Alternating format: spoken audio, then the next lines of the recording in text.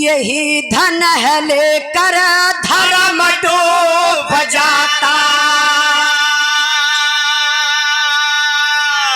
यही धन मोहब्बत पे खंजर चलाए, यही धन धरोहर समझ कर के दुनिया मनुजता की देवी को सूली चढ़ाए, खुदा की खुदाई को क्यों छीनते हो, अहम की पहम तुम मिटा कर के देखो, अरे सदा घर उजारे हो नफरत न जाए,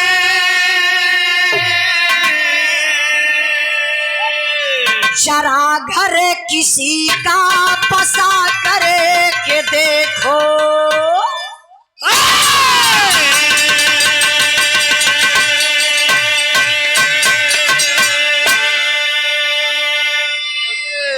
ए पीला शर्ट और काला शर्ट वाला भैया कहाँ पक्का ये लोग राजू यादव प्राइवेट, हाँ मुड़ी हिलावत हो तो फिर गईले का जरूरत हो, सरकरिया दिक्कत ना करियो, वीडियो कॉल करवा दे देख लिया उजाला कहीं बिरहा सुनत हुआ आई प्राइवेटवा मनबन करिए, हाँ जानिए कोनो दूसरे को बोलौले, हाँ अरे आपो लोगन का ससती है अब चली वो वाली बिरहा भई लोग तो बता देले होई, लेकिन बिरहा हमार दूसर फन गई, टाइम मिली तो वो बात बता देब आप लोगन के जो प्राइवेट सरकारी वाला आई तनी बिरहा पर आप लोग ध्यान दई, आप लोग कहिला कि जमाना जरत बा, लेकिन हम बताइला कि जमाना नहीं खे जरता, जमाने के लोग जल रहे हैं, जितनी ताकत याग में ना बा उससे ज्यादा ताकत तो इंसान में हो गया, आग से ज्यादा आग इंसान के अंदर बा, अजानत हो कैसे हमके नफरत बा, हम पड़ोसी हिला, आपके इतना बढ़िया 4 तल्ला मकान बन गल, हमरे संहर ना बा कि हम 4 तल्ला मकान बनवा ली, लेकिन एक उपाय तो जरूर करबे, पूरा कोशिश करब कि जवन तोहरे घर में कमाए वाला मेन आदमी हो 1-2 लाख रुपया सुपारी देके ओकर मर्डर करवा दी। देखिए यही है जमाना, यह समाज का जलन बा, इसलिए मैं आप लोगों से कहना चाहती हूँ कि जलिए मत, बराबरी करिए, अगर आप बराबरी करेंगे 100% आप देख लीजिएगा उनके 4 तल्ला बनल बा, वही पड़ोसवा में आप 10 तल्ला तैयार कर देबा, लेकिन आप जलेंगे तो जलकर खत्म हो जाएंगे, कुछ नहीं कर पाएंगे। कैसे? यही भाव पर हमारे गुरुजी माननीय प्यारे लाल कवि जी बड़ी प्यारी लाइन लिखलन का,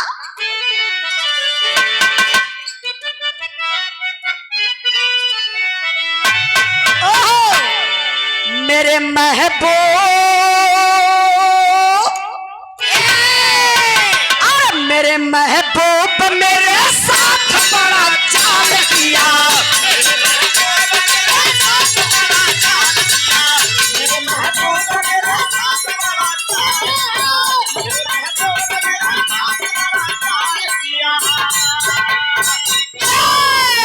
भाव पर ध्यान नहीं, कहना है क्या, देश की चोट,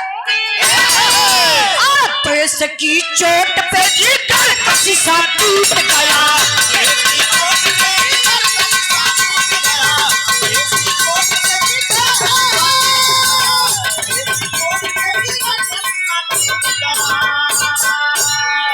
बचा था जो कुछ, अरे बचा था जो कुछ तेरे जहां में लूट गया,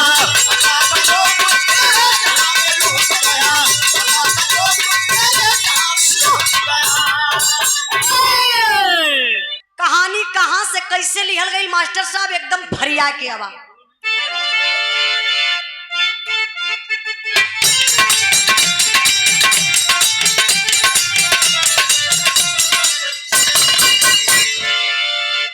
किसी की खुशहाली किसी का जिगर चोट करे, किसी की खुशहाली किसी का जिगर चोट करे, साथ की भावना मानवता पर विस्फोट भरे। खुशी को छीन करके खुशियां मनाने वाले, खुशी को छीन करके खुशियां मनाने वाले, पुष्प को पाते ना चमन को जलाने वाले। कहानी आप लोग समझी। हमारे उत्तर प्रदेश से सटा हुआ प्रांत देवालाल भैया का प्रांत, बिहार प्रांत का कहानी बा, जहां एक जिला बा, जौना जिला का नाम बा छपरा। छपरा जिला के रहने वाले दो भाई, भाईन में बड़ा मोहब्बत बा, बड़ा प्यार बा। भैया भैया भैया रोहित भैया, दोनों भाईन का बियाह हो गल बा। बड़का भाई खेती गृहस्थी का काम करत हुआ, मतलब किसान हुआ। छोटका भाई फौजी जवान हुआ। समस्या का बा, बड़के भाई के 3 गो लड़का, छोटके भाई के शादी हो गई बा, शादी के 10 साल बीतल बा, कौनो औलाद ना बा। एक बार का बात बा, बात का बा एक बार का बात बा, फौजी जवान के छुट्टी मिलल बा, घर आइल हुए, रात का टाइम बा। उनकर दुल्हनिया सबके खियाई पियाई के, जगह जगह सुताई के, अपने पति के बेडरूम में सुते बदे गईलिन। देखा वो हिंदुस्तानी नारी बा, संस्कार कितना बढ़िया बा। सूतल फौजी जवान का ये पैरवा अपने पति का दबावत है, दुल्हनिया सुसुक सुसुक के रोवत बा। रात का टाइम, घड़ी में 11 बजत बा। फौजी जवान का निदिये टूट गई। उठ के चारपाई पे बैठलन, टाइम देखलन, कहले 11 बज रहा है। देखलन दुल्हन के आंख में आंसू। फौजी जवान सवाल करने, कहले प्यारी रात के 11 बज रहा है और तुम छुप छुप के रो रही हो, तुम्हारे आंख में आंसू, मतलब क्यों रो रही हो, क्या हुआ? तब दुल्हनिया अपन दर्द बतावत बा। हो भैया, दर्द का बाप बिरहा में भाव बा मास्टर साहब। पति परमेश्वर से कहत बा। बिरहा का मतलब ये होला, गवैया से ज्यादा मेहनत सुनवैया लोग करला, तब जाए के बिरहा सफल होले। अब हम गौले जाई, खाली आप लोग देखत जा तो बिरहा गौले का मतलब का? जहां हम भुलाई केहू से हम पूछ सकीला, यही लिए हम पूछब कि देखी कितना ध्यान से लोग सुनत हो। अब से आप लोग ध्यान लगा लिया बिरहा पर। दुल्हन रोवत बा, कहत बा, का कहत बा मास्टर साहब?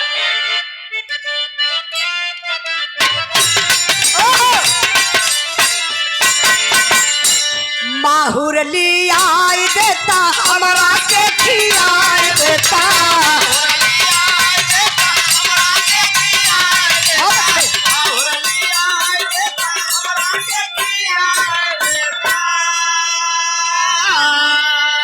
माहुर लियाई देता हमरा के खियाई देता, जियल ना जाला बेसंतान के पतिया लामान हो पिया।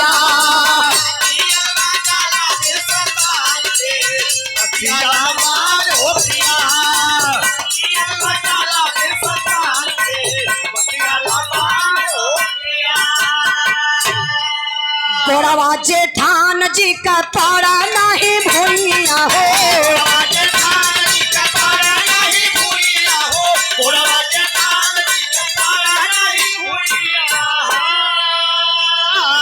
हमारा खातिर मुंह लिहला अखिया तो सैया हो,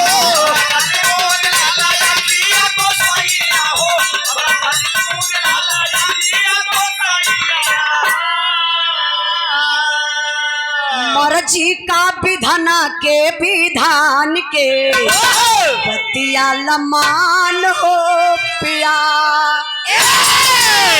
1 करोड़ उसके भाव पर प्रधान पद के प्रत्या पर आप लोगों के ध्यान रहे। अब दुल्हनिया के दर्द बा। फौजी जवान पूछले कि तुम क्यों रो रही हो, क्या हुआ?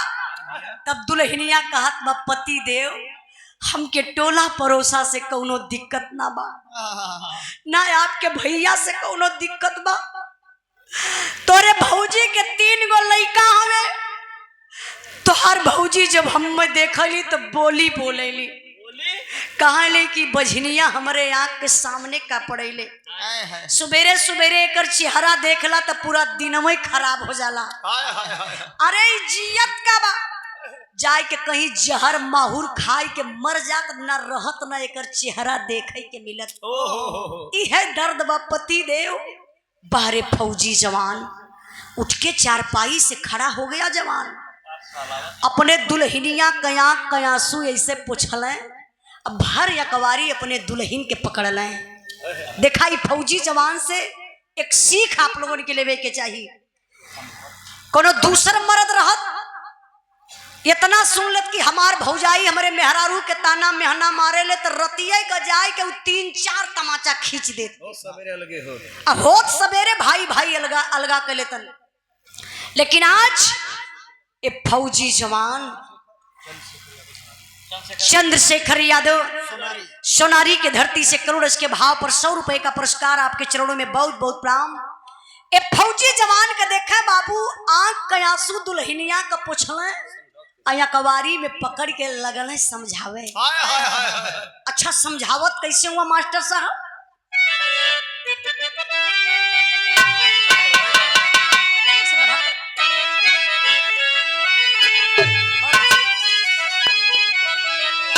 कि अरे गीता दुल्हनिया के,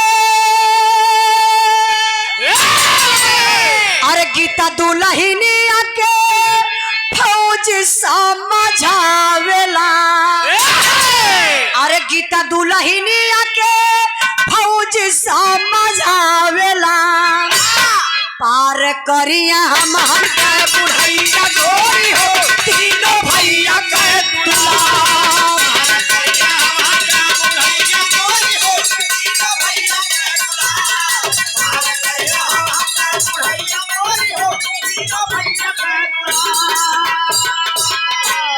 सुन तरल पतिया विधाता खुश भइल आया मामा की डरिया पे बउला लाग गइल।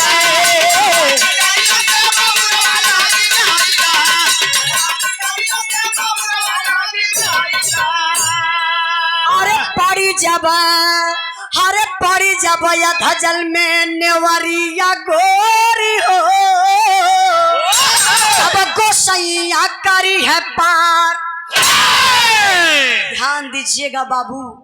फौजी जवान अपने दुल्हनिया के समझौले कहले गीता अरे पगली हमरे लइका ना हवा त का हई भैया के 3 गो लइका हवा ना, यही भैया के तीनों लड़कन के अपन लड़का मानला, सेवा सम्मान करा। यह भैया का तीनों लड़का हमहन के बुढ़ैया पे कामे आई हैं। ये तो मालिक का बगिया है ना। अरे मालिक ना दिए औलाद तो फिर का करे कि हम ना कभी कुछ कहली। लेकिन वाह बारे दुनिया के मालिक लगत बा कि ई बतिया उ मालिक सुनत रहला। हम बताइला बिरहा के सुनने वाले भैया बाबू, संतोष का डार, पुरनिया दादा लोग कहावत कहाला गांव में कि संतोष का डार मेवा फरेला। कोई धैर्य बना के अंदर तो देखे दुनिया जीत ले। दोनों प्राणी कितना संतोष कर गईलन, कितना धैर्य बना लो कि मालिक के मजबूर हो के पड़ल, मजबूर हो गईलन मालिक के बाबू। वही अइला में गीता के गर्भ रह गए। घर में खुशी का माहौल। 10 साल के बाद गीता गर्भवती हो गई। यही के कहल जाला कि पत्थरे पर दूब जामी गई। बड़ी खुशी बा। धीरे धीरे 3 महीना बीतल। अब फौजी जवान के छुट्टी का डेट पूरा हो गया। फौजी जवान के अब ड्यूटी पर जाए के बाद पूरा परिवार के लोग चलत बा फौजी जवान के बस पकड़ावे बदे। ए भाई मशीन वाला का घटकल है। अब इनसे पूछिए हमारे बिरहा कहाँ गए, बिरहा हमार कहाँ? जब वो अपने मशीन के बारे में ना तारे बिरहा के बारे में कैसे जानी? ऐसे कहता हूँ बोला हम गाई हम चिल्लाई आई बतिया एकदम साइलेंट रहा। देखा तो ये लोग का कर बैठल हुआ बोलत हुआ यहाँ ले सुनात बा। ध्यान दीजिएगा बाबू, फौजी जवान के जैसे अपन उनके घर से कोई परदेसी जब प्रदेश जाला तो माई बहिन लोग पहुंचावे बदे जाला, पूरे परिवार के लोग चलल बा रोड पे पहुंचावे बदे। अब इन बस के अवय में 10 मिनट का टाइम बा, फौजी जवान अपने परिवार के समझावत हुआ। अच्छा वही रोडवे पर समझावत हुआ और समझौले का यही जट तर्ज लगल बा।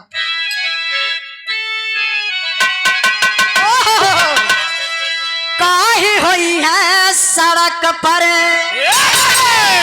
काहे होई है सड़क पे,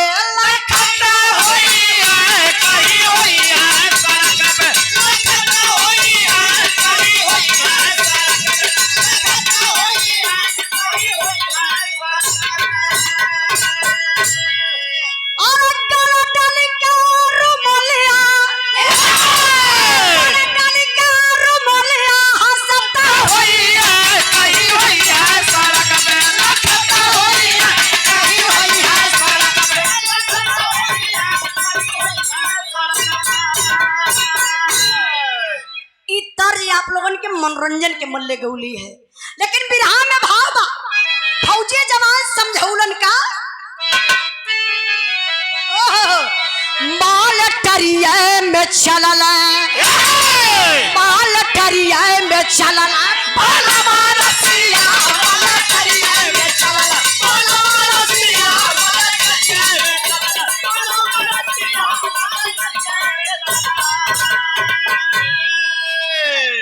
आप ध्रुव प्रकाश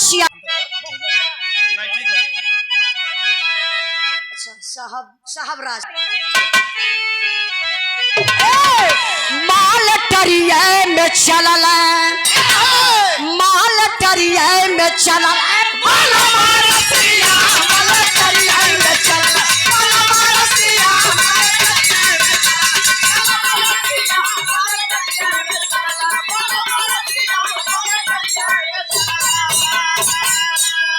और विधि के भरोसे बनैया बुझाइल, नवा महीनवा की नरवा पे आई।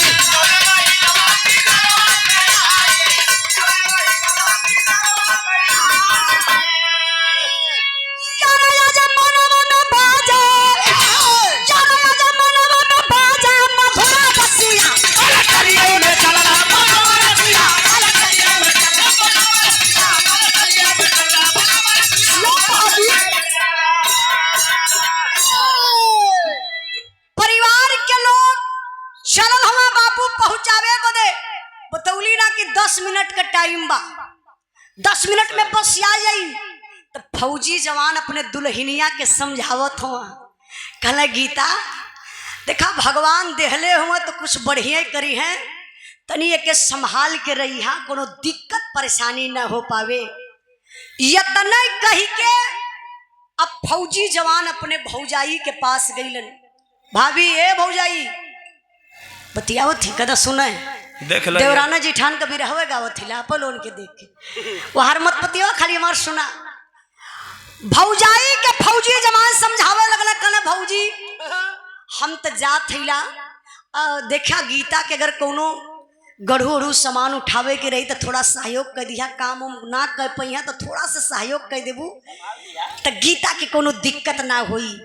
और टाइम हर देखत हुआ तबले पढ़ के भैया के यहाँ गईलन, जाए के कहना भैया तोहरे ही भरोसे गीता के छोड़ के जात हिला, कोनो दिक्कत परेशानी हुई तो एक बार फोन जरूर करिहा, समय समय से गीता का इलाज जरूर करवैले जइहा।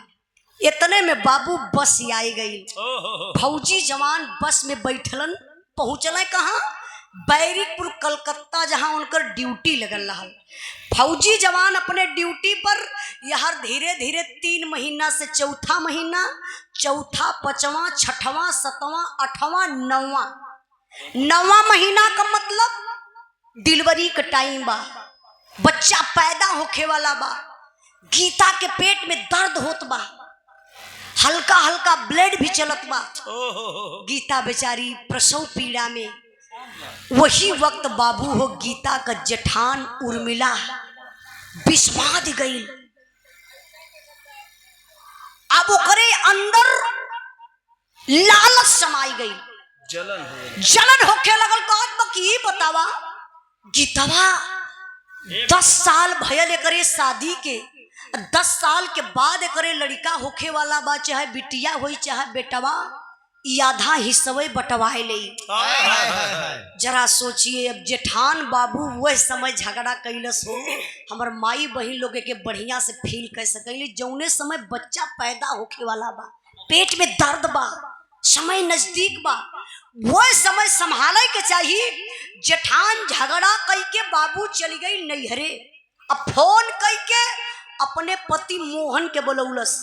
मोहन जब गई कहला कि अरे उर्मिला, ई बतावा गीता का तबीयत खराब बा, डिलीवरी होखे वाली बा, अब तू यहाँ आ गई, टोला पड़ोसा हमके लोग कही का। ये तने में तो उर्मिला गुस्सियाए न गई। कहला तू का सोचत हुआ? तोरे आंख से लौकाला कि एकदम तोरा आंख फूटी गई बा। मोहन कहला भयल का? कहा भयल ई बतावा, गीतवा के शादी के 10 साल बीत गए, अब 10 साल के बाद ओकरे बच्चा पैदा होखे वाला बा, चाहे बिटिया होई चाहे बेटवा, वो आधा हिस्सा बटवा ले। ई बतावा है तोहर तीनों लइकवा का करिए राखी माटी जात के जीवन बिताई है। मोहन कहला अरे पगली, सोहन हमार छोट भाई है ना, भगवान के घर से आधा ओकर हिस्सा है, आधा ना हमार बा। अब उर्मिला फिर गुस्सा भइल, कहला सुना, जिंदगी भर खेते में खटली हम, खाली सोहन ड्यूटी से रुपया न देलन। सुन लो कह दे थैला, अगर गीतवा के कोनो जिंदा बच्चा पैदा हो जाई, यही नैहरे में जिंदगी बिताए दे, तोहरे घरे मुंह दिखावे ना आई। ये तने में तो बाबू विचार बदल गया। बिरहा के सुनने वाले भैया बाबू इस बात पर विचार करिएगा, मर्द लोगन के ना कोनो कमजोर नस होले, जौने मर्दे का मेहरारू कमजोर की नस पकड़ लहलस, वह मर्दे की जिंदगी चौपट। हाँ, उनकर जिंदगी नरक बा। जहारू मेहरारू चाहिए वहरे घुमाई और वहरे घुमवा पागल बन के कान पकड़ी तो। अब इनकर नस पकड़ा गई मोहन का। काला जिंदा बच्चा अगर गीतवा के पैदा हो जाई, यही नैहरे में जिंदगी बिताई, तोहरे घरे मुंह दिखावे ना आई। अब मोहन का कहा था, हाँ हाँ उर्मिला तू सही कहा, तू एक काम करा कि तू यही जा रहा, हम चलत हिला घरे कोनो उपाय लगाई। मोहन गाड़ी स्टार्ट कैलन, आई गई ना घरे।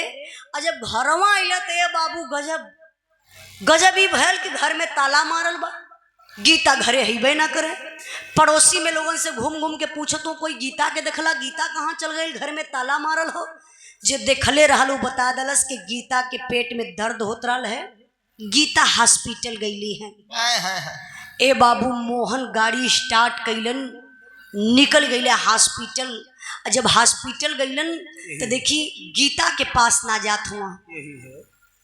अब वो नर्स के पास गईलन तो कैलन का यही भाव पर सम्मान के लिए, बड़का भैया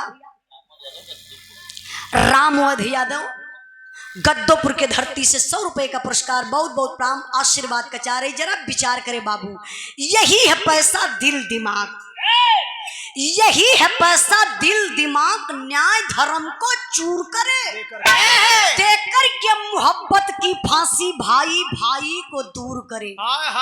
प्रसव की बेला में गीता वासीला नर्स के पास गई, हो गई भर्ती बिना पति के, गीता वहां उदास हुई। मिला हम मोहन नर्स सजाकर, मिला हम मोहन नर्स सजाकर, मैडम जरा सा रहम करो, 25,000 रुपया दूंगा, बच्चे को गर्भ में खत्म करो। पैसे के चलते एक नारी का सपना मिटा दिया। गीता से बोली मरी थी बच्ची, बच्ची को मैंने हटा दिया। बड़े दुख की बात है बाबू। गीता बेचारी अकेले जाए के हॉस्पिटल में भर्ती हो गई है। अब यहाँ से मोहन गईलन तो डायरेक्ट नर्स के पास गईलन, कहला excuse me madam please 2 minute का वक्त चाहिए, क्या आप 2 मिनट दे सकती हैं? नर्स बोली हाँ सर बोलिए क्या बात है, टाइम है मेरे पास बोलिए। कहला मैडम कुछ ऐसी बातें हैं जो मैं आपसे शेयर कर रहा हूँ, आप किसी से कहना मत। जो गीता नाम की औरत भर्ती है ना, जो डिलीवरी केस है, वो हमारी भयो है। मैडम मैं आपको 25,000 रुपया अभी तत्काल दे रहा हूँ, आप किसी से कुछ कहना मत। एक काम करना मैडम, उस बच्चे को गर्भ में ही खत्म कर दो, कोई कुछ नहीं कहेगा, कोई जाने पावे। अभी पपिनिया नरसवा आ गई 25,000 के चक्कर में, लालच में 25,000 लालच, एक गो इंजेक्शन ले जाए के बेहोश होखे वाला गीता के लगाए धलस। अब गीता बेचारी अर्ध चेतना में, प्रसव पीड़ा में, धीरे धीरे समय बीतले बाबू। वही अर्ध चेतना में गीता के बच्चा पैदा भयल, जौने बच्चा के मारे बदे इतना बड़ा प्लान सब रचत हुआ। मालिक का मर्जी देखा, बच्चा पैदा भयल बेटा, और वो स्वस्थ जिंदा पैदा भयल, जिंदा बेटा तो पैदा भयल, लेकिन पपिनिया खेला कह दहलस। धीरे धीरे समय बीतल, जब गीता के होश भइल, अब 10 साल के बाद बच्चा पैदा भल बा, केहू के सलिए भर पे पैदा हो जाए, अपार खुशी अपने औलाद का सबके होले। ये तो बेचारी 10 साल के बाद ओके बच्चा पैदा भयल बा। देखलस बेड पर बच्चा ना बा, शीला नर्स के बुलाई के पूछे लगली, कहनी मैडम हमार बच्चा कहाँ, एक बार दिखाई ना। तो नर्सवा इमोशनल अत्याचार करे लगल, कहले अरे गीता क्या बताऊं, दर्द तो बहुत हो रहा है, बेटी पैदा हुई थी, देखा जा कि बेटा पैदा भलन। आई पपिनिया कहता कि बेटी पैदा हुई थी, मर गई थी, मैं सोच रही थी कि तुम अकेली हो, परेशान हो जाओगी, मैंने उसको ले जा करके फेंक दिया। देखा ये पपिनिया का मिट्टी का खिलौना बनौले बा कि ले जाए के फेंक दलस, दूसर बनाए के तैयार कर दी। अब गीता बेचारी तो टूट गई, डोलने भर की शक्ति नहीं है बाबू। वही चारपाई से, बेड से उतर के, कटल पेड़ नियन हो अरराय के, वही नरसवा के पैरवा पर गिर के हथवा जोड़ के लगली रोवे। दिल से सुनेंगे ना तो एक बार कलेजा अंदर से आप लोगों का हिल जाएगा। रोई के गीता बेचारी कहत बका,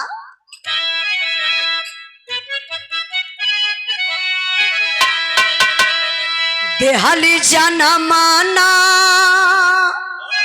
खेला वाले का भागी भाई,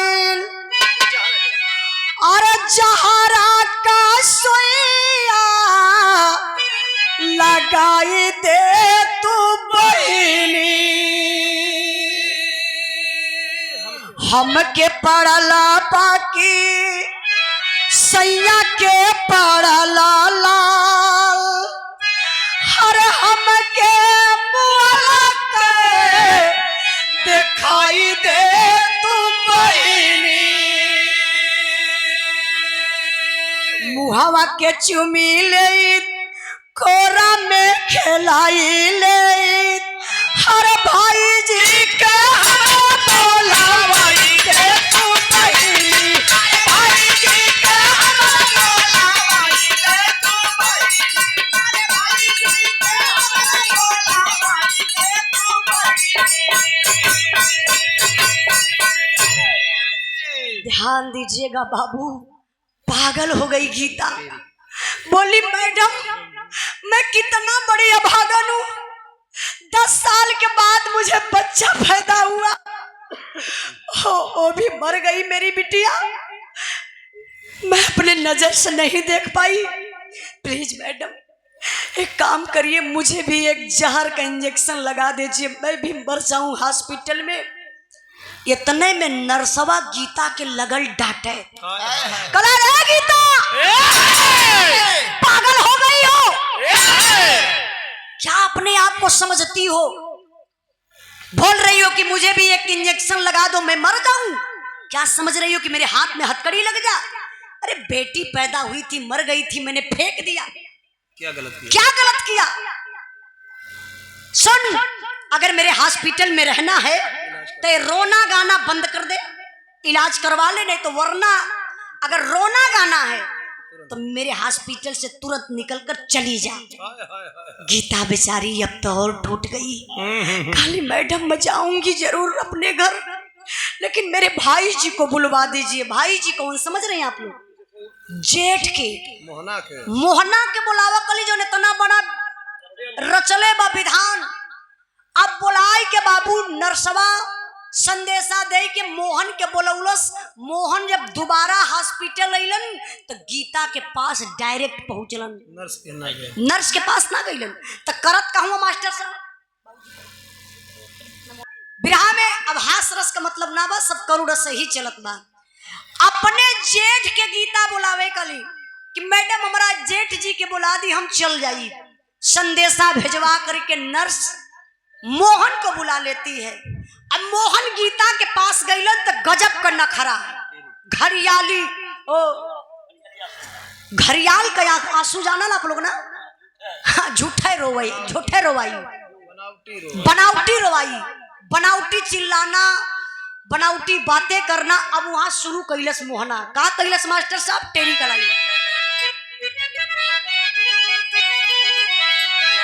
अरे मोरे राम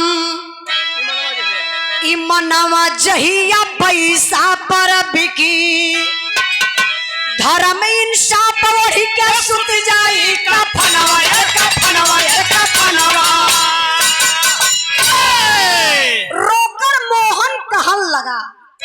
रोकर मोहन कहन लगा गीता मन में करो सबर, मालिक को मंजूर था जल्द चलो अब अपने घर। मोहना गयो तो कहत बा ए गीता क्या किया जाए, लगता है मालिक को मंजूर नहीं है कि तुम्हारे गोद में बच्चा खेले, चलो घर चलते हैं। अब तो गीता और टूट गई। जेकरा पर इतना बड़ा नाज उ कौनो उपाय ना लगावत बा, खाली कहत बा सिंपल कि गीता चला घरे। गीता तो रोने लगी, भाई जी मैं कौन मुंह लेकर के घर जाऊंगी। आज तक तो लोग बाजिन कहत रहा, आज के बाद हमके लोग पापिन कही है। जन्मौलस बचवा के हॉस्पिटल में खाए गई। मेहरारून कहे देखा हमार माई बहन लोग बैठल नहीं जानलू में कुछ मेहरारू ताना मारे में बड़ी तेज होली। केहू के घरे मैयत पड़ जाए जाना तू तेरे हियो ना बीते दी है, ऐसा झगड़ा करे शुरू कर दिली कि खाली इतने बतिया करी कि तू तो खा गईलू। अरे कोई के खाला ना हो, सब मालिक के बंदे हैं। जेकर जितना दिन लिखल बा उतने दिन रही, सबके बुला ली है एक दिन। घमंड कभी मत करिए, मालूम ना केकर कब लिखल बा। किसी को ताना मेहना नहीं मारना चाहिए। अभी देखल जा गीता डेरात बा कि हमके लोग ताना मारी, बच्चा पैदा कैलस हॉस्पिटल में खाए गई। ताना के डरन गीता घरे ना जाइल चाहत मानी कानी है भाई जी आप जा, हमार बिटिया मर गई तो हम यार कहीं आत्महत्या कैले, लेकिन घरे मुंह देखावे ना आई। मोहना मने मन खुश कहला एकर बच्चा मरी गयल। अब बच्चा के शोक में गीतवो मर जाई। सोहन हमार छोट भाई खाली फोन आई तो इतने कहे किया कि डिलीवरी टाइम पेट में इतना तेज दर्द भयल कि जच्चा बच्चा दोनों खत्म। यह सोचत मोहन गाड़ी स्टार्ट कैले बाबू घर के तरफ चलत हुआ। गीता बेचारी कह का सकेले, डोले भर के शक्ति ना बा। अब सड़क को पार गईली, आत्महत्या करे के कोशिश करत हई। काजला भैया हो मांगल मौतियो ना मिलेले, बड़ी महंगी हो जाले मौतियो। जे मरल चाहला के मौत ना मिलेले। बेचारी आत्महत्या करे के कोशिश करत बा, एकदम अंदर से एक बार दिल झकझोर दलस। मेरी बच्ची मर गई, मैं अपनी बिटिया के शोक में मर रही हूँ, मर जाऊंगी। मेरे पति फौजी जवान है, वो दो मौत कैसे बर्दाश्त करेंगे। एक बार बात कर लेती हूँ, इसके बाद मैं आत्महत्या करूंगी। बेचारी गीता अपने पति के पास फोन लगौनी बैरिकपुर कलकत्ता में। फौजी जवान भोजन करे बैठल हुआ, फोनवा रिसीव होत ना बा। एक बगल में दोस्त बैठा था, बोला देख ना भाई सोहन तेरा फोन कब से बज रहा है। सोहन देखने फोनवा कहला अरे तो तुम्हारे भाभी का फोन है लगता है। तो दोस्त बोला कि देख भाई लगता है कुछ खुशखबरी है, पहली मिठाई मैं खाऊंगा। सोहन कहला सुन पहले बात तो करने दे। पहला वर्ड सोहन बोलना हेलो। अरे गीता कोनो सुबह समाचार बताइया का हाल बा। हाय हाय हाय गीता तो टूट गई और बोली पति देव मैं क्या शुभ समाचार बताऊं, सब तो अशुभ हो गया। फौजी जवान कला गीता क्या मजाक कर रही हो, क्या हुआ बोलना साफ साफ गीता क्या हुआ बोल बोल। तब गीता उस फोन पर अपने पति को बाबू बताना शुरू करती है। अच्छा रोई के बतावत का बतौलस मास्टर साहब।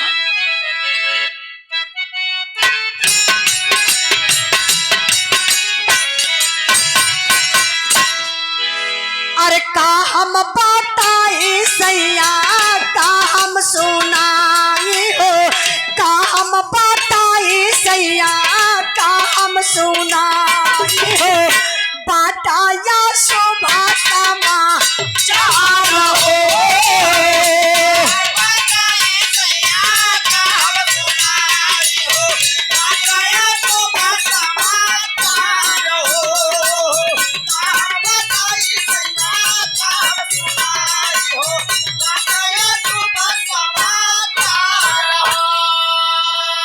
जनमल सुगनावा के नरसा पापिनिया हो, जनमल सुगनावा के नरसा पापिनिया हो, हमके जाना ला दिहला मार हो।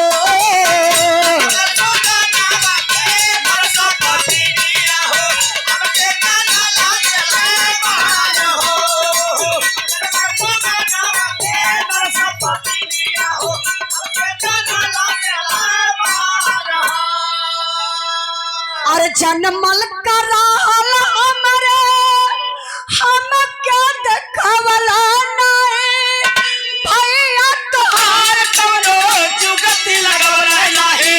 जबले ना आवत बाटा तब पहले जियत बानी, जबले ना आवत बाटा तब पहले जियत बानी, तो भाई पारा नावानी सार हो।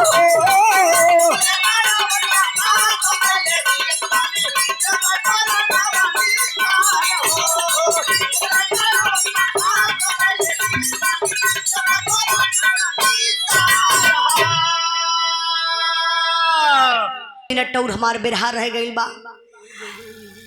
आई गीता बेचारी वही फोन पर बतावत बा, कल पति देव मैं तो मर चुकी हूँ, मैं एक जिंदा लाश बन करके खड़ी हूँ, बात करने लायक मेरी हिम्मत नहीं रह गई। फौजी समान कल गीता हुआ क्या, तू साफ साफ बताओ ना क्या हुआ।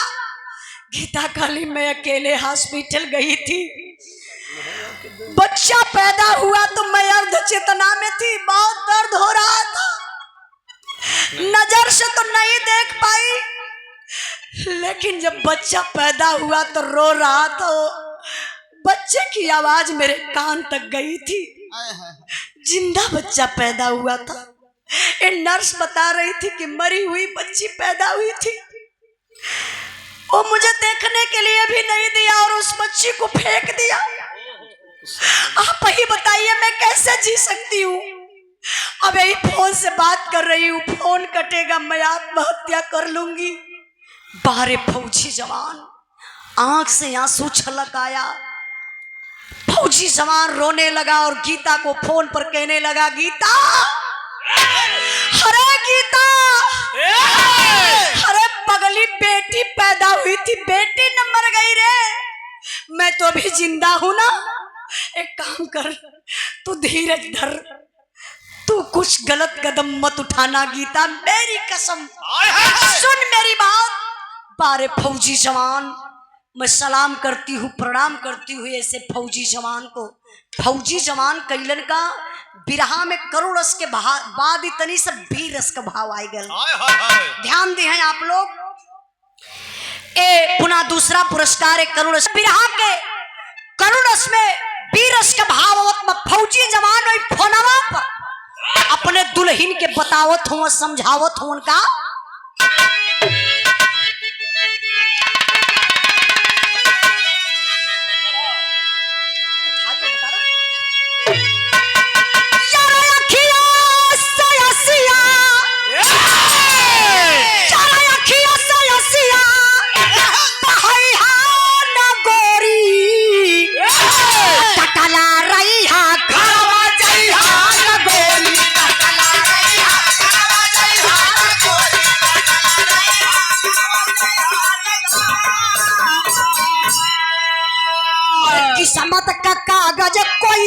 कैसे फाड़ी असली हला वर्दी पकड़ हला गाड़ी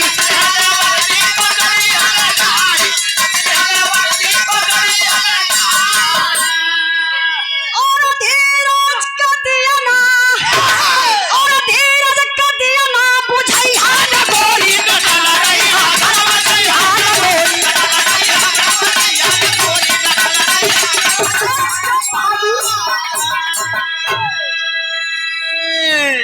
पर फौजी जवान आई फोन पर अपने दुल्हन के करे गीता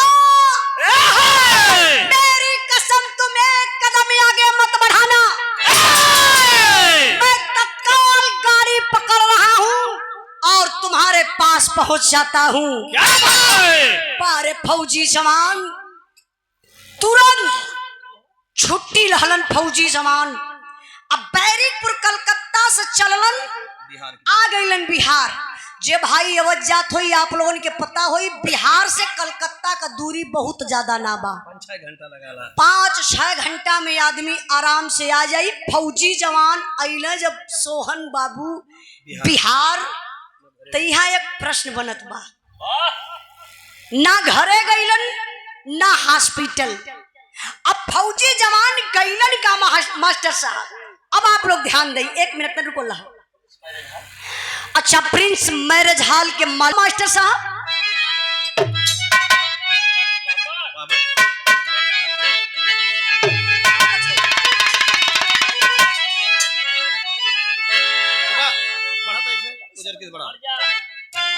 बहुत अच्छी अरे मिला दरोगा से नहर तत्काल दाल में काला बा पकड़ नर्स को पूछा लगा सवाल दाल में काला बा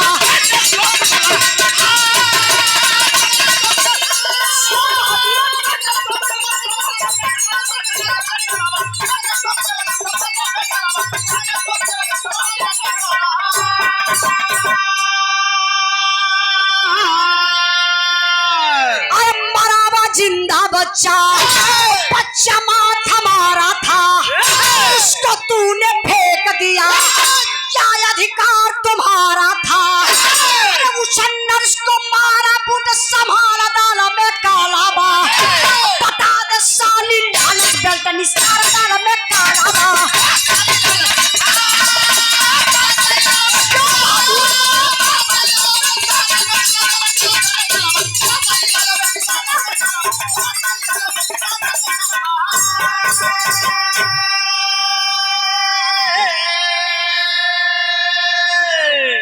फौजी जवान पहुंचले कहां दरोगा साहब के पास थाने पर जब थाने पर गईलन सारी बात दरोगा साहब से बता दलन दरोगा साहब कहले कि साहब एक काम करिए आप यहाँ बैठ जाइए मैं कुछ महिला पुलिस भेजवा करके और नर्स को इसी थाने पर बुला लेता हूँ कुछ महिला पुलिस जाती है बाबू शीला नर्स को लेकर के थाने पर चली आती है सिचुएशन का बा वहां के यार फौजी जवान का कुर्सी रोहित भैया ध्यान हर रहे यार फौजी जवान का कुर्सी यार ओ शीला नर्स के कुर्सी आई समन्वय ठीक बगलिए में दरोगा साहब का कुर्सी बा गीता कहाँ आई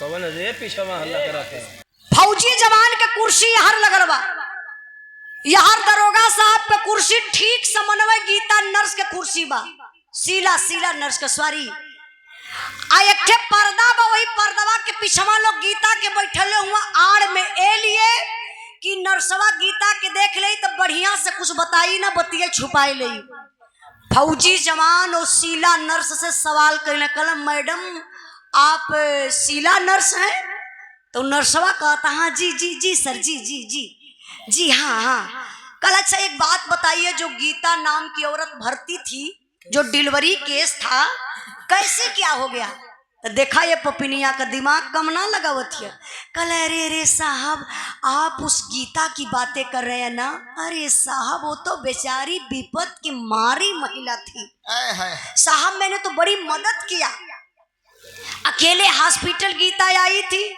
साहब बेटी पैदा हुई थी, मर गई थी, मैंने उसके लाश को ले जा करके फेंक दिया। इत अपने आप के समझत बा कि हम बहुत नेक काम कैले हिला। तबले फौजी जवान चढ़ला येड़ा मरलन। कले अरे साली जिंदा बच्चा पैदा हुआ था या मरा हुआ बच्चा पैदा हुआ था?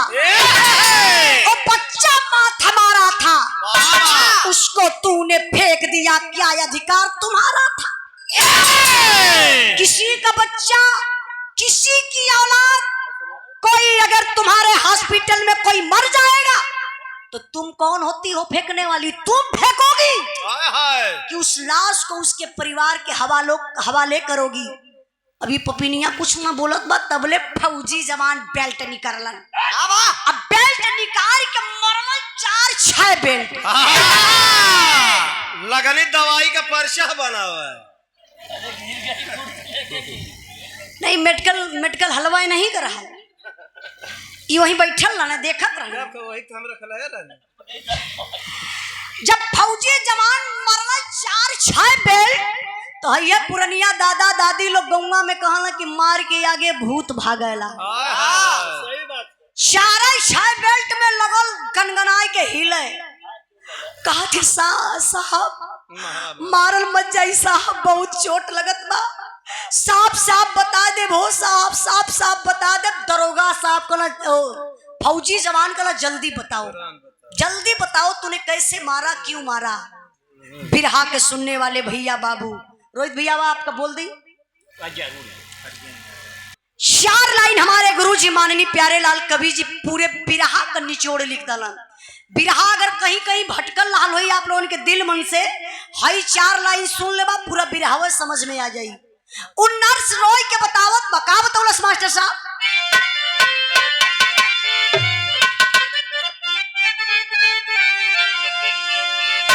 भाई के आगे मात भी लाइल दुनिया में बाबू, छोटे छोटे पापियन का कावन रखेगा। अरे हो टूटी गाय नरसा कुलबा तावई जहरवा बाबू, पैसा पे बेच दिहलिया बन होई मां।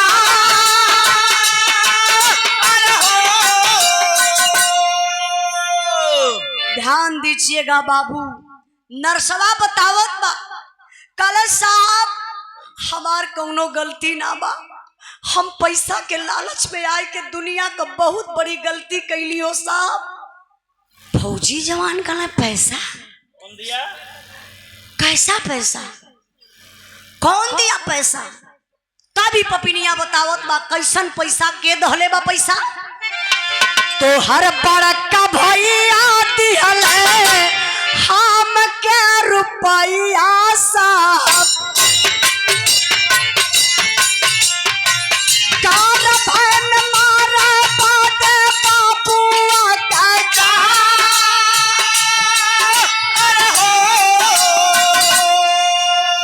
बेटी ना हो साहब, बेटा पैदा भयल जो न मरल बतावत अली साहब, मरल ना हो साहब, जिंदा बेटा पैदा भयल साहब। फौजी जवान के पैर तले से जमीन खिसक गई, जिंदा बच्चा पैदा हुआ था। अब तक ये बता रही थी कि मरी हुई बच्ची पैदा हुई थी, उसको मैंने फेंक दिया। कलेजा फट गया फौजी जवान का, आंख से आंसू निकल आया। कहा कि अरे जिंदा बच्चा पैदा हुआ था, तूने कैसे मारा? क्या गलती किया था वो मासूम बच्चा? गलती हमसे हो सकती है, गलती गीता से हो सकती है। वो मासूम बच्चा भी पैदा हुआ था, दुनिया नहीं देखा था। क्या बिगाड़ा था तुम्हारा? तूने कैसे मारा? पपिनिया बतावत बा कैसे मरले बा मास्टर साहब।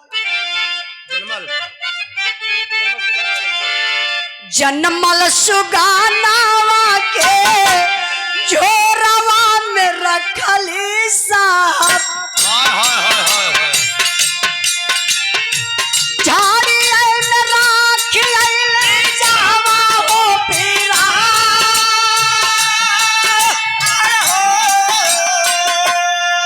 पुलिस फोर्स साथे चलली नरसो पपिनिया बाबू झाड़ी की ओर ले जावा दुखा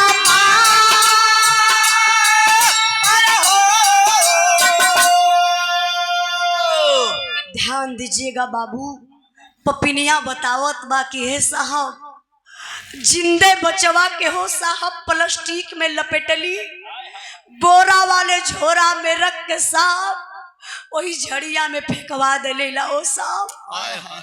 अब तो फौजी जवान और टूट गया, बोला जिंदा बच्चा को तूने प्लास्टिक में लपेटा और उस झाड़ी में फेंकवाई हो, चलो बताओगी कहाँ किस जगह झाड़ी में फेंकी हो। आगे आगे वो पपिनिया चलत बा, नरसवा प्रशासन के लोग, महिला पुलिस, आप लोग जैसन आम जनता ये बाबू सब लोग चलत बा वही झाड़ी के तरफ। अगर आप लोगन के कहीं पता चल जाए कि कहीं झाड़ी में कोई जिंदा बच्चा के पैदा करके फेंकले बा तो इंसानियत के नाते आप लोग भी अपन काम धंधा छोड़ के वहाँ जरूर जाए जाई। बड़ी भीड़ बा, सब चलत बा। माई के पता चलल गीता के हमरे बचवा के पपिनिया यही झड़िया में फेंकले बा। पूरी भीड़ के चीड़क फारत बेचारी गीता सबसे आगे निकल गईली कहाँ? वही झाड़ी के किनारे झड़िया देखात बा, आ झड़िया में झोरवो बा। झोरा भी इतना लंबा से दिखाए लगल कि झाड़ी में झोरा बा, लेकिन बाबू हो गजब हो गया। गजब ही भयल कि झोरवा के यारी यारी ऐसा दृश्य देखे के मिलल जो कलेजवा फाट गए। वो दृश्य का रहल तनी सब विचार करें आप लोग। चार कुत्ता झोरावाई के अरे अरे गुरु जात रहल, देख के करे जावा पे टूटल समा। अरे हो झोरवा के पास अइली लड़का का मतरिया बाबू, झोरवा में जियत रहल सुगना हो नादा।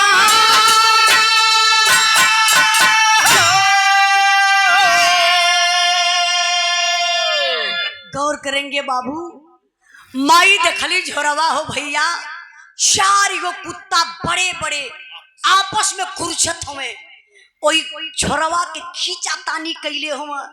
माई कलेजा पे हाथ धैली, कहली हाय राम कैसन लीला देखे के मिलत बा आज के जमाना में। इंसान का ना भयल, हमरे लाल के पपिनिया यहाँ फेंकले भाई, जानवर कहाँ ले हुई हमरे लाल के नोच नोच खाए गल हुई। लाल का हड़वो मांस ना पाई देखे बदे माई धड़ाम से गिरली है बाबू।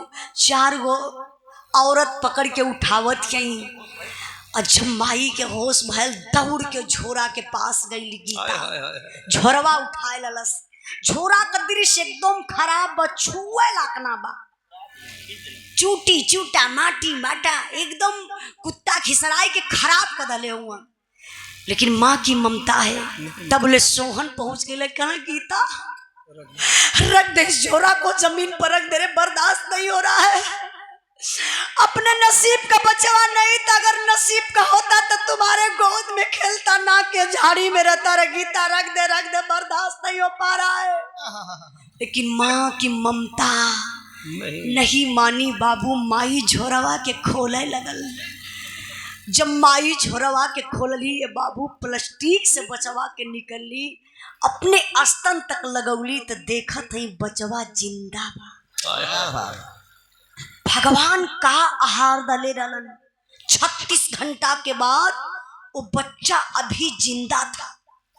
कहीं न कहीं धरती पर कुछ तो सच्चाई बा। हम अपना गुरुजी से सवाल भी एक बार कैले रही। गुरुजी कहना बेटा जब भी बिरहा गाना तो पब्लिक के बीच में बात जरूर बता देना कि गुजरात के भूकंप में, जो भाई बराबर न्यूज देखते होंगे उनको पता होगा, गुजरात के भूकंप में 26 दिन के बाद मलबे से निकाली हुई लाश, माई का पूरी शरीर सड़ गई रहल।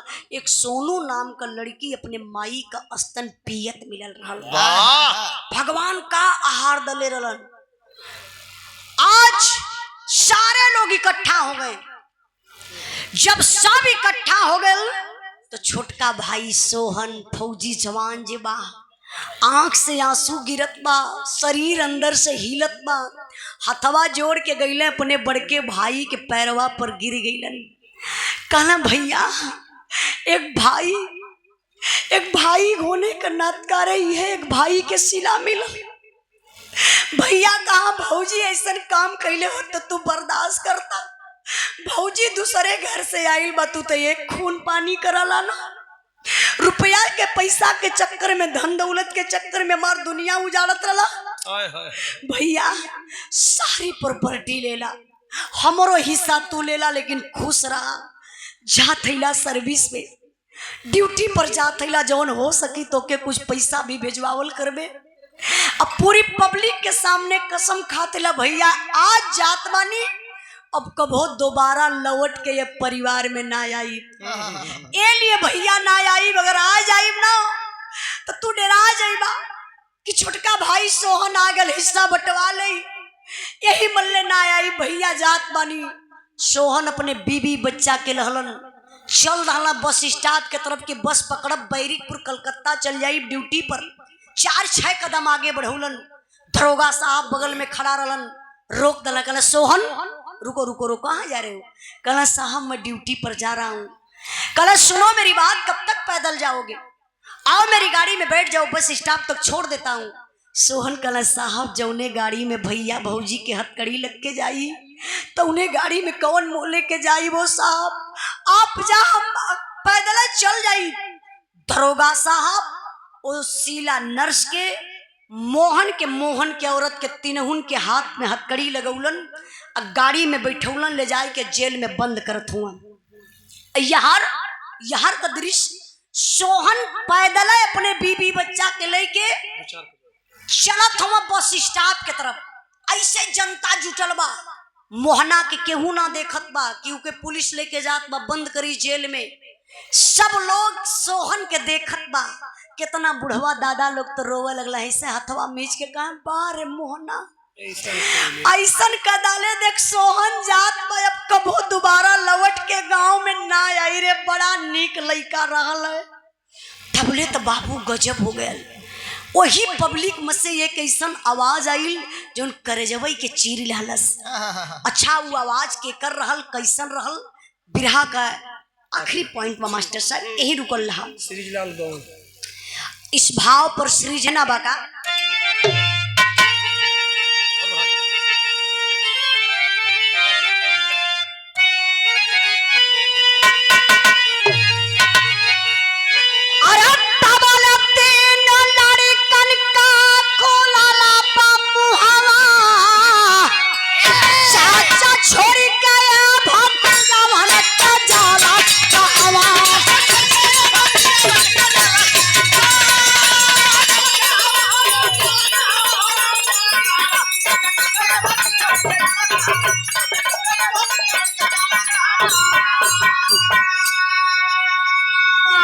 कि बाबूजी के जेलिया में अब पुलिस लेके जाई, हमहन के पढ़ाई लिखाई के कियाई।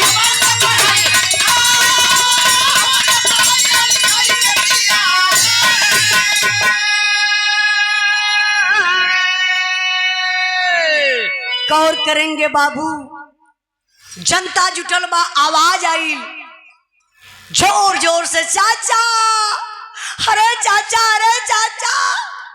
चाचा चाचा की आवाज, किसकी आवाज है पता है? मोहन का तीनों लड़का माई बाबू पुलिस लेके ना रो। माई बाबू के पुलिस लेके जात हम, माता पिता बदे तीनों लड़का ना रोवत हम, चाचा चाची बेगर रोवत हम। कहला चाचा, अरे चाचा मम्मी पापा के पुलिस लगई, मम्मी पापा गलती कैले उ सजा अमान के दत हुआ चाचा, अब तू जात हुआ कबो नाई बा। चाचा अमान के पता बतौर ही चलते अमान के जीविका चलत रहा। चाचा अमान पढ़ली लिखली इतना बड़ा भैली, आपका देन बा चाचा। ए चाचा अमान के छोड़ा मत, अपने साथी ले ले चला चाचा। सोहन के आंख से आंसू छलकाया, कदम आगे बढ़ते न बा, जहां का तहां सोहन रुक गईलन। अपने पत्नी के देखल गीता के, कल गीता देख रे, गीता देख रे पगली, तुमसे मैं पहले ही बोला था ना भैया का तीनों लड़का अपन हुए, बुढ़ैया पे काम है। ये देख रे पगली, देख अपना खून बोल रहा है, देख सुन गीता, अब तुम्हारे पास एक बेटा नहीं, 4 बेटा हो गए। 4 बेटा कौन? 3 गो मोहन के, 1 गो सोहन के। चारों लड़कन के ले के बाबू सोहन गईलन अपने ड्यूटी पर। 4 लड़कन के पढ़ा लिखा के सयान कैलन, 4 लड़कन का शादी विवाह कर दहलन। अब नंबर का आयल अलगा का, बंटवारा का। कहा जला ऊंचवा पर से देखा, घर घर यक्कई लेखा। हर घर में बंटवारा होला, हर परिवार में बंटवारा होला। बंटवारा होके के चाहिए। हम बताइला बंटवारा होके के चाहिए, बंटवारा से विकास होला। लेकिन बंटवारा कैसन होके के चाहिए? कौना चीज का बंटवारा होके के चाहिए? धन दौलत रुपया पैसा का। रुपया पैसा धन दौलत मुस्कियाई के बंटवारा कला, भैया ये तोहार है, हमार है, तोहार ही हमार। लेकिन बंटवारा दिल का ना होके के चाहिए, मोहब्बत और प्रेम का बंटवारा आप लोग कभो मत करी हैं। 4 बीघा खेत बा, पता है कि 2 बीघा तोहके मिली, 2 बीघा छुटके भाई के मिली, चाहे 5 गो भाई हो, जितना भी हिस्सा बटत हम मिली बराबर। लेकिन बेईमानी मन में अटकल बा। दोनों भाई बीच में कितना है? भाई है, हम बताई रहो मालिक को ईश्वर भाई देते हैं विपत्ति बांटने के लिए, ना कि संपत्ति बांटने के लिए। आज तो लोग संपत्ति बांटने में लगे हुए हैं। अब वही ना आप लोग देखला कमरुद्दीनपुर का हालत ना, यही बगलिए का कहानी बा। बड़ा लोग कहना कुजाला जी बिरहा गावा, हमके तो टाइम ना मिल पौलस। वैसे कोनो भी घटना होत रहे तो हमन तो पत्रकार हिला ना, नेता तहिला ना कि भाषण दिहल जाई। अच्छा, हमहन पहुँचल भी जाला वो घटना स्थल पर जैसन टाइम रहे, गीत संगीत के माध्यम से गाय की आप लोगों के बीच में पेश भी कल जाला। हमारे गुरु जी आप दयाराम गुरु जी के, आप साधु के सुपुत्र अनुराग यादव, खाली जमीनी बदे तलवार से गर्दनिए काट दलस। अच्छा, एक बात आप लोग सोचिए, जमीन का विवाद करते हुआ जमीनिया तो यही रह जाई, स्प्रिंग तहावना की तनी। आजो दादा बाबा इतने जोतने बोले, आपो लोग उतने जोतत बोत हुआ, आवे वाली पीढ़ी भी उतने जोती बोई, उतने में सबके रहाई के बाद फिर क्या आपके जेब में क्या आपके कफन में जेब है? 4 बीघा बटोरबा यही में भरबा लेके चल जाइबा स्मशान घाट पे, दांत चियार के एक दिन चल जाइबा, सारी प्रॉपर्टी धैली का धैल रह जाई। ए लिए मैं आप लोगों से बताना चाहती हूँ, 20 बीघा खेत रहल दोनों भाई के बीच में, 20 बीघा खेत रहल। नियमित बंटवारा ही होता कि 10 बीघा सोहन का हो, 10 बीघा मोहन का। 10 बीघा सोहन का लड़का के ली, 10 बीघा में से मोहन का तीनों लड़का ली हैं। लेकिन नहीं मेरे बाबू, 12 सोहन 20 बीघा खेत में। पानी वाला भैया तनी 1 मिनट रुका। ए भाई रोहित भैया रुक रुक प्लीज, रुक जा खाली 1 मिनट। हाँ वहीं बैठ जा, कहीं से 1 मिनट रह गया फिर खत्म बा। गौर करेंगे बाबू, 20 बीघा खेत रहल, सोहन 5-5 बीघा ओ 4 लड़कन के नाये कैलन। हम बताइला कि भाई हो तो ऐसा सोहन जैसा, अब मोहन जैसन भाई अगर पैदा भी हो जाए तो जन्मता सारे मर जाए तो ठीक हो। हाँ, नहीं तो जन्मवे न ले। अगर वो गलती से पैदा हो जाए तो मर या तो छुट्टी है कि समाज में प्रदूषण फैलाए ना पावे। यही लिए आप लोगों से हम कहल चाहत बानी बाबू, सबके पास भाई हुई, केहू के पास 2 भाई, केहू के 3, केहू के 4, केहू के 5, केहू के 8 भाई हम। तो आप लोगन से है हमार माई बहन आप लोग बैठल हो, ये बात जरूर ध्यान से सुनिया। मेहरारू भी बड़ा कान भरैली, जैसे कि बिरहा के माध्यम से बतौली, हर मेहरारू ना, कुछ तो मेहरारू इतना समझदार है कि अब तक अलगे न भैल हो, कहीं कमात मत देन मत हो भाई भौजाई के, इकुल होखे के ना चाहिए। बतावत बानी दुनिया में कहीं भी रहिया, लेकिन अपने भाई का हिस्सा हड़प के अपने बेटवा के आप लोग कभी जिंदगी में मत बनैया। काहे? ये लिए लायक बेटवा रही तो तोहरे बनौले से 4 गुना ना 10 गुना बनाए ली, और नालायक बेटवा रही तो जवन अपने समनमय बेच के दारू पी के अयासी कहनाई, और तोहके मार के धक्का दे के बुढ़ौती में घर से भगा दी। कई सार तू कैला का तू कहबा पैदा कैला तो बेटवन के आजकल कई जवाब हजान तो का तू पैदा कैला कि आनंद लेते रहला। हाँ हम कई लइकन के सुन लेला भैया, बुरा मत बनिया लो, मंच के माध्यम से बात बनी। एक लइका रहल, ओकर बाप डांटे लगला, कहना सार तो के पैदा कैले, कहला तू पैदा का कैला, तू तो मजा मरला। सोचिए आज के पीढ़ी के लोगों का ये जवाब मिल रहा है। माई बाप बच्चा भी पैदा कर छोड़ दी है, ठीक है जनसंख्या। तो इसलिए मैं आप लोगों से कहना चाहती हूँ हाथ जोड़ करके भैया कि आप लोग अपने भाई का हिस्सा कभो मत हड़पिया, अजे हड़फले होई तो हम मन मन गरियावत होई कि बड़की शिक्षा देते तेले कहला कि एकर कसाई बकर कसाई सबसे बड़ा वो कसाई जे भाई का हिस्सा खाई, जब भाई का हिस्सा खाई। तुम्हार बात समझ में आई हुई तो भैया वो कहीं भी रही लोग ईमानदारी से काम करी, चाहे कोनो कंपनी में रहा, लेकिन ईमानदारी से काम करबा तो हमेशा तरक्की की तरफ जाइबा। और जहाँ बेईमानी करबा देख लिया हम लिख के दे देते ला तो और कदम कबो आगे जाइबे न करी, तो अगर पैसों भी कमा लेबा तो और दवाई में चल जाई। 100% ही बतावत है, अपने अड़ोस पड़ोस में देख लिया। बिरहा कमर आखिरी भाव बा, आई भैया